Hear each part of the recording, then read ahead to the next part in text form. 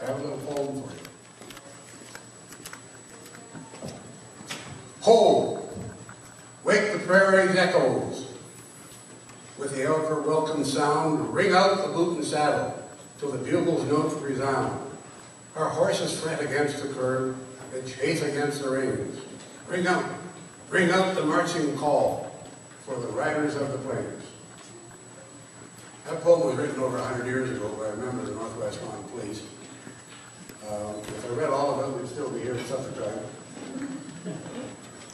He had a very romantic view of his work as a policeman. I'm sure he was a better cop than he was a poet. Now, if you will, please picture with me a few nondescript primitive buildings on the north slope of the Wood Mountain Uplands.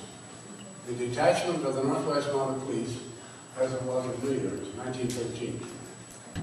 A formal dinner is underway in the mess hall, full of red serge, sprinkled with the odd civilian. The one old-timer among the gathering of young men struggles to his feet to make a toast. "Buffalo!" he cries. Then, after a pause, more quietly, "Buffalo!" Then, after a long pause, almost in a whisper, "Buffalo!" And with that, he slid under the table and was heard from no more. The last thing to disappear from view was his glass still held in his narrow fingers. The host of the gathering, the OC of the detachment, Inspector Richards, was offended at the breach of decorum, and rising was about to take action when another member of the force alertly spoke into his ear. "Sir, his service number was 387. That number told Inspector Richards that his over-refreshed guest had been a very early member of the force, enlisting not long after its formation in 1873. The OC nodded in understanding, resumed his seat, and the incident passed. The toastmaster slept quietly and undisturbed beneath the table.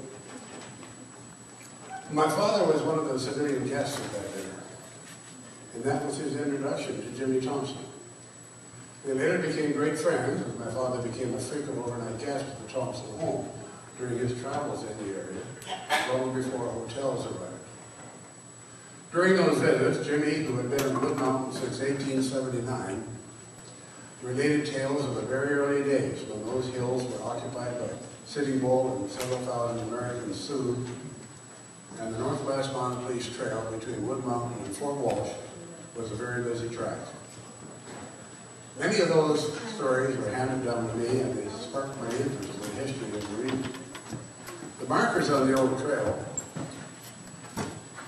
tell of its existence from 1875 to 1912, but its heyday was really just 5 or 6 years, from 1877 to 1882 or 83.